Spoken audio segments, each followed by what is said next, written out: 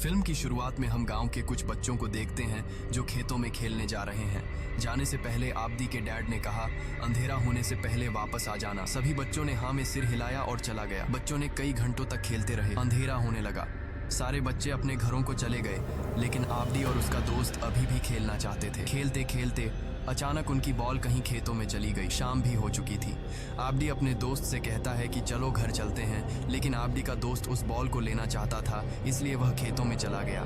लेकिन बॉल अचानक गायब हो गई। अचानक वहां अंधेरा भी छा गया और जब आब्दी के दोस्त ने आगे बढ़कर देखा तो उसकी बॉल एक छोटी लड़की के हाथों में थी। उसका चेहरा बहुत अजीब था, जैसे कि वह कोई भूत हो। यह लड़की देखने के बाद भी आब्दी का दोस्त डरा नहीं और वह उस बॉल को लेने के लिए उस लड़की के पीछे चला गया, जबकि आब्दी उसे रोकता रहा। खेतों से बाहर आने के बाद आब्दी ने देखा कि उस लड़की ने उसके दोस्त को पकड़ लिया था और एक पत्थर से उसके सिर पर मारकर उसकी हत्या कर दी। यह देखकर वह घबराकर गाँव गया और गाँव वालों को बताया। सब आब्दी के साथ उसके दोस्त को ढूंढने गए। आब्दी ने उसे जिस जगह देखा था वह वहाँ नहीं था, लेकिन फिर उन्हें उस बच्चे की डेड बॉडी नदी में एक पत्थर पर मिली। सब इस इंसिडेंट से बहुत डर गए। मरे हुए बच्चे के पिता ने सोचा कि आब्दी ने ही बच्चे को मारा है, क्योंकि आखिरी बार वह उसके साथ था और वह अपने मर्डर को छुपाने के लिए यह सब कर रहा है। आब्दी को उसकी इनोसेंट गलती की सजा मिलने से पहले गांव के एक बड़े परिवार का सदस्य आता है और आब्दी का साथ देता है।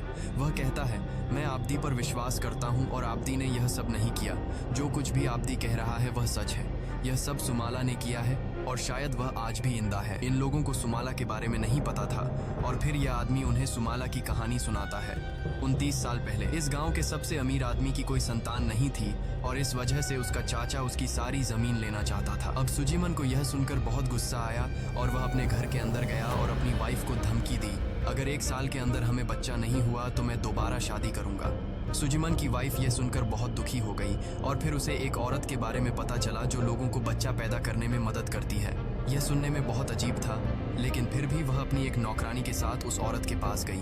वहां पहुंचते ही सुजीमन की वाइफ ने बताया कि उसे एक बच्चा चाहिए और इस बूढ़ी औरत ने उससे कहा, तुम्हारा काम हो जाएगा, लेकिन पहले मैं तुम्हें एक बात साफ साफ बता दूं, मैं यह सब काम ब्लैक मैजिक से करती हूँ और मेरे पर्पस को पूरा करने के लिए डीमन मेरी मदद करता है। तुम्हें बच्चा तो मिल जाएगा, लेकिन बदले में तुम्हें एक सैक्रिफाइस देनी होगी। तुम्हारी 2 बेटियां होंगी, जिनमें से एक बेटी तुम्हारी होगी और दूसरी बेटी डेविल की होगी। एक का दिल बहुत अच्छा होगा और दूसरी के सारे एक्शंस डेविलिश होंगे और तुम्हें डेविल की बेटी को किसी भी तरह से नुकसान नहीं पहुंचाना चाहिए।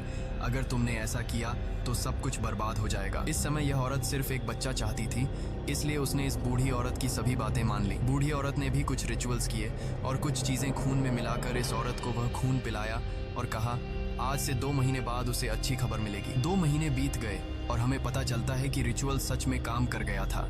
सुजीमन की वाइफ अब प्रेग्नेंट थी। सुजीमन खुशी से उसे बताता है, इस खबर को गांव में फैला दो। और यहाँ सुजीमन, जो पहले से जानता था कि उसे 2 बेटियां होंगी, दोनों के नाम सोचने लगता है। वह एक लड़की का नाम सुमाला रखता है और दूसरी का कुमाला। समय बीतता है और वह दिन भी आ जाता है जब सुजीमन की बेटियां पैदा होने वाली थीं। हम डीमंस को भी उसके कमरे में सोफा पर बैठे हुए देखते हैं। जैसे ही सुजीमन की पहली बेटी पैदा होती है, उसमें कोई हलचल नहीं होती, जिससे लोगों को पता चल जाता है कि वह मर चुकी है। जैसे ही दूसरी बेटी पैदा होती है, उसे देखकर सब हैरान हो जाते हैं। उसकी दूसरी बेटी का चेहरा विकृत रूप था, बहुत भद्दा था। जैसे ही सुजीमन ने देखा, वह गुस्से में आ गया। गुस्से में सुजीमन बाहर गया और एक चाकू लेकर आया और अपनी बेटी को मारने लगा। हालांकि उसकी पत्नी ने उसे मना किया, क्योंकि उसने डीमन के साथ सौदा की थी कि वह बच्चे को कुछ नहीं करेगा। लेकिन सुजीमन को इस सौदे के बारे में पता नहीं था, इसलिए उसने उसे पैर से कुचल कर मार डाला। जैसे ही बच्चा मरा, पहली लड़की जो मरकर पैदा हुई थी अचानक जिंदा हो गई और रोने लगी। उसकी आवाज सुनकर सुजीमान बहुत खुश हो गया और गाँव वालों में यह खबर फैला दी कि उसे एक बेटी हुई है। लेकिन कुछ सालों बाद यह पता चला कि उसकी बेटी को भी एक तरफ से प्रॉब्लम थी। उसके शरीर के दाहिने साइड का कोई हिस्सा काम नहीं करता था, यहाँ तक कि पैर और हाथ भी काम नहीं करते थे और उन्होंने उस बच्चे का नाम कुमाला रखा। अब यहाँ हमें पता चलता है कि सुजीमन भी बचपन में इसी तरह पैदा हुआ था, लेकिन फिर उसका थेरेपी से इलाज हुआ था, जिसके बाद वह ठीक हो गया था। ये लोग कुमाला का भी थेरेपी से इलाज करवा रहे थे, लेकिन थेरेपी का कुमाला पर कोई इफेक्ट नहीं हो रहा था। एक दिन हम देखते हैं कि कुमाला एक बाइसिकल के साथ खेल रही थी। जैसे ही उसकी माँ ने उसे ऐसा करने से मना किया, पता नहीं क्यों वह बहुत गुस्से में आ गई। उसने अपनी माँ के साथ बदतमीजी की। फिर उसके डैड यानी सुजीमन को यह देखकर और भी ज्यादा गुस्सा आया और उसने उसे उठाकर एक कमरे में डाल दिया और कुमाला ने, जहाँ वह एक पागल इंसान की तरह अपना सिर पीटने लगी, ऐसा लग रहा था जैसे किसी ने उस पर कब्जा कर लिया हो, लेकिन ये लोग इस बात को समझ नहीं पा रहे थे और कुमाला को पागल समझ रहे थे। सुजीमान एक पागल बच्ची को अपनी बेटी के रूप में एक्सेप्ट नहीं कर सकता था, इसलिए उसने इस लड़की को एक तहखाने में बंद करवा दिया। साल बीत गए और यह दिखाया गया है कि आज भी कोई कुमाला से ठीक से प्यार नहीं करता, यहाँ तक कि उसकी माँ भी नहीं। ये लोग उसे उसी तहखाने में बंद रखते थे और ये बातें अक्सर कुमाला की माँ को दुख पहुंचाती थीं, क्योंकि कुमाला की माँ को याद था कि डेविल के साथ डील में उसने प्रॉमिस किया था कि वह दोनों लड़कियों को बहुत प्यार से पालेगी, लेकिन एक को तो पैदा होते ही मार दिया गया था और दूसरी के साथ भी ये लोग बहुत बुरा व्यवहार कर रहे थे। यह दिखाया गया है कि एक दिन कुमाला तहखाने से भागकर मार्केट में आ गई। मार्केट में बहुत से बच्चे थे जो कुमाला को देखते ही उसके बुरे हाथों और पैरों का मजाक उड़ाने लगे। उसे बॉल से मारा और उसके चेहरे पर कीचड़ भी लगा दिया, जिससे कुमाला को बहुत बुरा लगा। सुजीमान और उसकी वाइफ जो मार्केट से अंदर आ रहे थे, उन्होंने भी अपनी बेटी के साथ हो रही इस बुरी चीज को देखा, लेकिन उन्होंने इसे नहीं रोका। इसके बाद सुजीमान एक लड़के को बुलाता है। वह नौकर के जरिए कुमाला को घर बुलाता है और उसे कोड़े से बुरी तरह पीटता है, क्योंकि उसने हमेशा कुमाला को बाहर जाने से मना किया था। एक्चुअली जो सुजीमान की वाइफ की नौकरानी थी सैम, वह कुमाला से बहुत प्यार करती थी। वह कुमाला को बचाने की कोशिश करती है, लेकिन ज्यादा कुछ नहीं कर पाती। जब सुजीमान उसे पीट कर चला जाता है, सैम कुमाला की पीठ पर दवाई लगाती है, उसे शांत करती है और उसे बेटर फील कराने के लिए पियानो बजाने को कहती है। उसने आज कुमाला के लिए एक डॉल भी बनाई थी जो उसे गिफ्ट करती है, क्योंकि आज कुमाला का बर्थडे था जो किसी और को याद नहीं था। अब कुमाला रात को सोने जाती है और आधी रात को उसकी कबर्ड का दरवाजा नॉक होता है और उसकी दूसरी बहन की आत्मा दरवाजे से बाहर आती है, जिसे उसके पिता ने पैदा होते ही मार दिया था। कुमाला सुमाला की आत्मा से डर गई थी, लेकिन सुमाला ने उसे गले लगाया और उसे आश्वासन दिया कि मुझसे मत डरो, मैं तुम्हें नुकसान नहीं पहुंचाऊंगी, क्योंकि तुम मेरी बहन हो। सुमाला की आत्मा आगे कहती है, मुझे भी तुम्हारे पिता ने मार दिया था और अब वह तुम्हारे साथ भी बुरा व्यवहार करते हैं। मैं इन सब चीजों का बदला लूंगी। यह सब कहने के बाद हम सुमाला की आत्मा को एक अजीब तरीके से हंसते हुए देखते हैं, जैसे वह कुछ बुरी प्लानिंग कर रही हो। उसकी आत्मा मिरर में भी दिखाई नहीं देती। अगले दिन हम देखते हैं कि जब कुमाला पियानो बजा रही थी तो उसके डैड को इस आवाज से बहुत परेशानी हो रही थी। वह इतना परेशान हो गया कि वह आया और कुमाला को थप्पड़ मारा। उसकी वाइफ भी वहीं बैठी थी, जिसने कुमाला को कुछ नहीं कहा और न ही उसे चुप कराया। यह सैम ही थी जिसने इस बार भी कुमाला को चुप कराया। असल बात यह थी कि उसकी माँ भी उससे प्यार नहीं करती थी। अब जिस समय सैम उसे स्ट्रांग रहने के लिए कह रही थी, उसी समय उसके शरीर में बहुत बड़ा चेंज आता है। वह खड़ी हो जाती है और नॉर्मली चलने लगती है, हालांकि वह चल नहीं पाती थी। चलते चलते वह अपने डैड के स्टडी रूम में गई और जैसे ही वह गई, उसने एक पेन उठाया और अपने डैड के हाथ में थपथपाया। उसके डैड को यह देखकर हैरानी हुई कि उसकी बेटी प्रॉपरली कैसे चल पा रही है। उसने ऐसी चीज की थी जिससे उसके पिता का गुस्सा दोगुना हो गया। एक्चुअली यह सब कुमाला ने नहीं बल्कि सुमाला की आत्मा ने किया था, लेकिन अब कुमाला को इसकी सजा मिलनी थी। उसके पिता ने उसे एक क्रॉस से बांध दिया और गांव में तेज धूप में लटका दिया और किसी ने कुमाला की मदद नहीं की। अब सुमाला इसका बदला लेगी।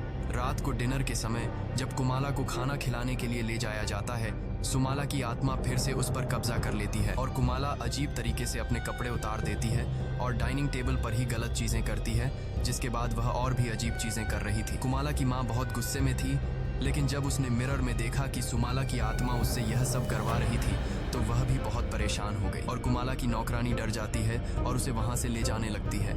लेकिन कुमाला अपने आप को वहां से छुड़ाकर कर लेती है और खेतों की तरफ भाग जाती है और वहां से कच्चा चिकन खाने लगती है। कुछ समय बाद जब उसे होश आता है, सैम कुमाला से पूछती है, तुम ये सब क्यों कर रही हो? तुम ऐसी नहीं थी। जिस पर वह सच बताती है कि मैं यह सब नहीं कर रही हूँ, सुमाला की आत्मा मुझसे यह सब करवा रही है। कुमाला की मॉम ने भी यह सब सुन लिया था और अब वह डर गई थी। वह जानती थी कि उसने डीमन के साथ की गई सौदा को तोड़ दिया है और अब उस औरत की वार्निंग के अनुसार उसका पूरा फैमिली, उसकी सारी चीजें बर्बाद हो जाएंगी। वह जानती थी कि अगर कोई उसे यह सब ठीक करने में मदद कर सकता है तो वह सिर्फ वह बूढ़ी औरत ही है। जब वह उससे मिलने के लिए नदी पर जाती है तो जो आदमी उसे नदी पार करने में मदद करता है, वह उससे कहता है कि वह औरत 1 महीने पहले मर चुकी है। अब वह डर जाती है और अपनी नौकरानी को सब कुछ बताती है कि उसने प्रेग्नेंट होने के लिए डीमन की मदद ली थी और उसने उस डील को तोड़ दिया है, जिसके बाद कुछ बहुत बुरा होने वाला है। समय बीतता रहता है और हम देखते हैं कि साल बीत जाने के बाद भी ये लोग कुमाला के साथ बुरा व्यवहार करते रहते हैं। सैम अपने सुजीमैन से कहती है कि कुमाला पर यह सी क्रूरता बंद करो, लेकिन वह नहीं सुनता और कहता है कि कुमाला और ज्यादा बदतमीज होती जा रही है और उसे सजा देना जरूरी है।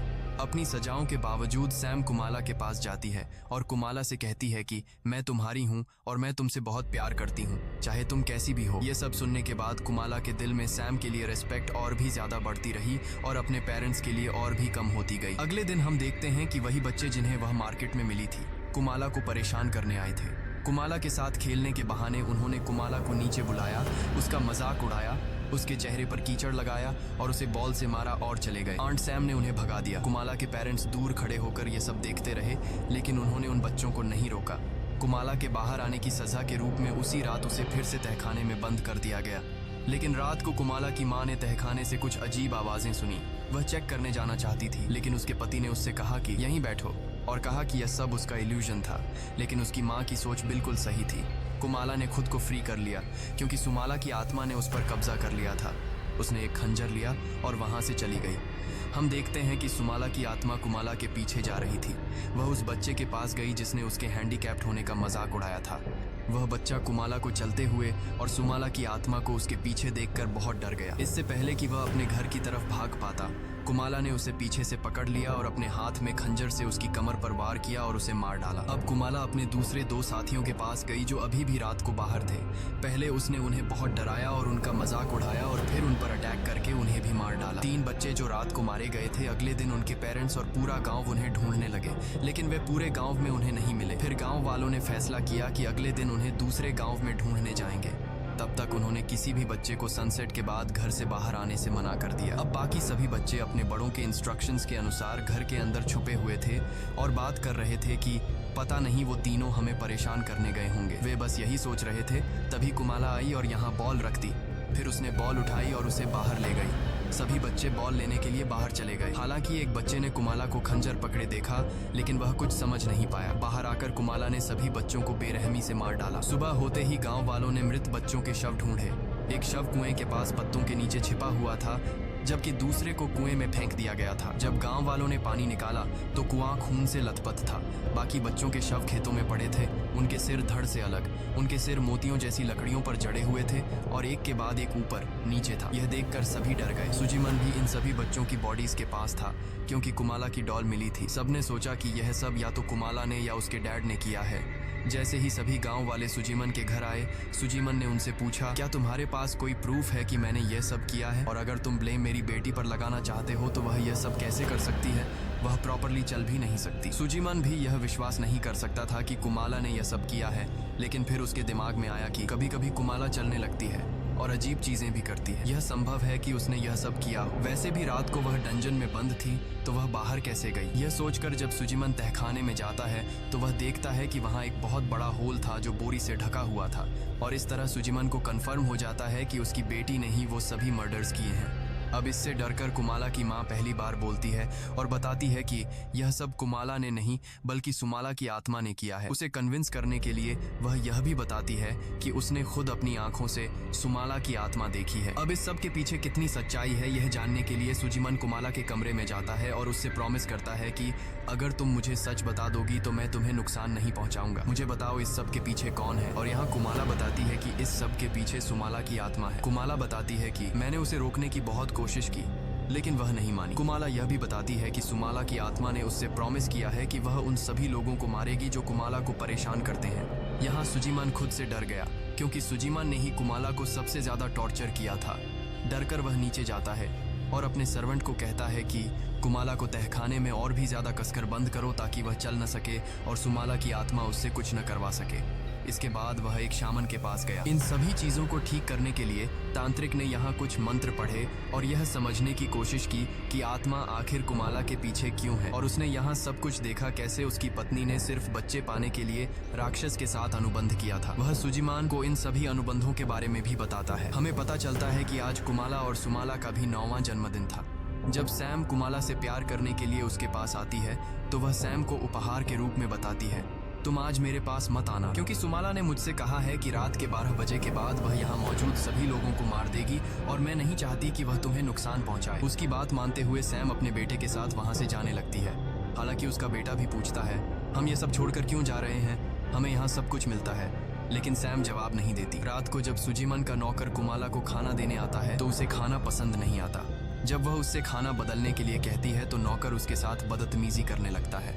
इस समय वह पास पड़े एक तिलचट्टा को उठाती है और उसे अजीब तरीके से खाती है। अब यह उसे दिलचस्प लगने लगता है। यह देखकर उस आदमी का दिल भी डर रोज में एक से भर जाता है। दृश्य बदल जाता है और अब हमें सुजीमान और तांत्रिक दिखते हैं, जहां सुजीमान तांत्रिक से यह सब ठीक करने के बारे में पूछ रहा होता है। अचानक तांत्रिक की आंखें सफेद हो जाती हैं और वह डर जाता है। तांत्रिक बताता है कि आज राक्षस यानी सुमाला कुमाला पर पूरा नियंत्रण ले लेगी और सब कुछ बर्बाद कर देगी। इसे ठीक करने और उसकी शक्तियों को कम करने के लिए तांत्रिक उसे एक खंजर देता है।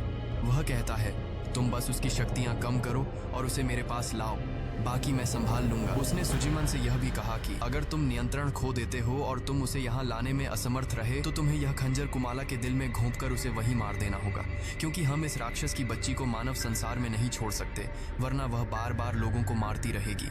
अब दिखाया जाता है कि कुमाला ने खुद को आजाद कर लिया है। जाहिर सी बात है, सुमाला की मदद से वह नौकर के कमरे से बाहर आती है और रोने का नाटक करती है। जब वह नौकर उसे पकड़ने की कोशिश करता है तब कुमाला उसे मारने की कोशिश करती है। वह आदमी डर के मारे भागने लगता है और कुमाला उसका पीछा करने लगती है। वह आदमी भागते भागते दरवाजे के पास पहुंचता है, पर कुमाला ने दरवाजे पर खंजर घुमाकर उसे रोक दिया और फिर घर के अंदर आ गई। पीछे से कुमाला ने चाकू को घुमाते हुए उसकी ओर फेंका। चाकू उसके शरीर में घुस गया और वह वहीं मर गया। इसके बाद हम कुमाला की माँ को देखते हैं। दिखाया जाता है कि जब उसकी माँ नीचे आई तो उसने देखा कि कुमाला पियानो बजा रही थी और उसे देखकर कुमाला अजीब तरीके से चाकू लेकर उसकी तरफ बढ़ने लगी। उसकी माँ ने देखा कि आईने में सुमाला उससे यह सब करवा रही है। यह देखकर वह सुमाला से माफी मांगने लगती है और पीछे हटने की कोशिश करती है। जहाँ उसने अपने नौकर की लाश भी देखी, वह जानती थी कि अब ये दोनों उसे भी मार देंगी, इसलिए वह अपने कमरे में भागती है और दरवाजा बंद कर लेती है और दरवाजे के सामने एक स्टूल रख देती है। कुमाला बार बार दरवाजे में खंजर मारकर उसे मारने की कोशिश करती है और फिर जोर लगाकर दरवाजा खोल देती है। कुमाला की माँ लगातार माफी मांगती रहती है, लेकिन उसे दया नहीं दिखाई जाती। कुमाला उसके पैर में खंजर घोंपकर उसे मारने की कोशिश करती है। इसी समय उसकी माँ को बहुत तेज दर्द होता है। वह जानती थी कि सुमाला ने कुमाला के शरीर पर पूरा नियंत्रण कर लिया है और वह सुमाला से कहती है कि उसकी एक आखिरी इच्छा है, उसे कुमाला से बात करने दिया जाए। यह सुनकर सुमाला ने कुमाला पर से नियंत्रण छोड़ दिया और उसकी माँ ने कुमाला से कहा, मैंने हमेशा तुम्हें सताया ताकि मैं खुद की शर्म से बच सकूं। मैं बहुत बुरी माँ थी। अपनी माँ को इस तरह माफी मांगते देखकर कुमाला को बहुत बुरा लगा। वह अपनी माँ को माफ करना चाहती थी, लेकिन फिर सुमाला ने दोबारा उसके शरीर पर फिर से नियंत्रण कर लिया और उसके हाथ काटकर और उसके शरीर में खंजर घोंपकर उसे मार दिया। इसी बीच सुजीमान भी घर पहुंच चुका था। जब वह घर आया तो पहले उसने नौकर की लाश देखी और फिर अपनी पत्नी की। उन्हें देखकर वह पूरी तरह टूट जाता है। वह जानता था कि यह सब उसकी गलती है। उसने सुमाला को बुलाया और कुमाला के साथ बुरा व्यवहार किया, लेकिन अब उसकी पत्नी की सजा हो चुकी थी। वह यह सब सोच रहा था कि तभी अचानक उसे अपने कमरे में कुर्सी हिलती हुई महसूस हुई। देखने पर उसने देखा कि कुमाला बैठी थी और सुमाला उस कुर्सी को हिला रही थी। यह देखकर सुमाला अपनी बहन के शरीर में वापस चली जाती है और पूरा नियंत्रण लेकर अपने पिता की ओर बढ़ती है ताकि उसे मार सके। खुद को बचाने के लिए सुजीमान जल्दी से घर छोड़कर गांव में जाता है और ढोल बजाकर सबको जगाता है। सबको जगाने के बाद वह उन्हें अपनी पत्नी और नौकर की मौत के बारे में बताता है। गाँव वाले तुरंत उसके घर जाते हैं और दोनों लाशें देखकर दुखी हो जाते हैं। सुजीमान ने किसी को सच नहीं बताया कि ये हत्याएं उसकी बेटी कुमाला ने की हैं। वह सबको कुमाला को ढूंढने के लिए कहता है और बताता है कि उसे कुमाला को एक तांत्रिक के पास ले जाना है। यह सुनकर सबको शक होता है और वे समझ जाते हैं कि कुमाला ही इन कुमाला है और कि साप्शंस यात्रिक का है। हत्याओं की वजह हो सकती है और उसने गाँव के बाकी बच्चों को भी मारा होगा। वे गुस्से में आकर कुमाला को मारने के लिए निकल पड़ते हैं। हालांकि सुजीमान ने किसी को यह नहीं बताया कि वह कुमाला को मारना चाहता है। इससे पहले कि वह यह समझा पाता, गांव वाले वहां से चले जाते हैं। अब सुजीमान खुद खंजर, रस्सी और कुछ दूसरी चीजों के साथ कुमाला को ढूंढने निकल पड़ता है। जैसे ही वह आगे बढ़ता है, उसने कुमाला को देखा, पर अगले ही पल वह जंगल की तरफ भाग जाती। जब सुजीमान खेतों में पहुंचा, किसी ने पीछे से उस पर हमला किया। यह कुमाला थी।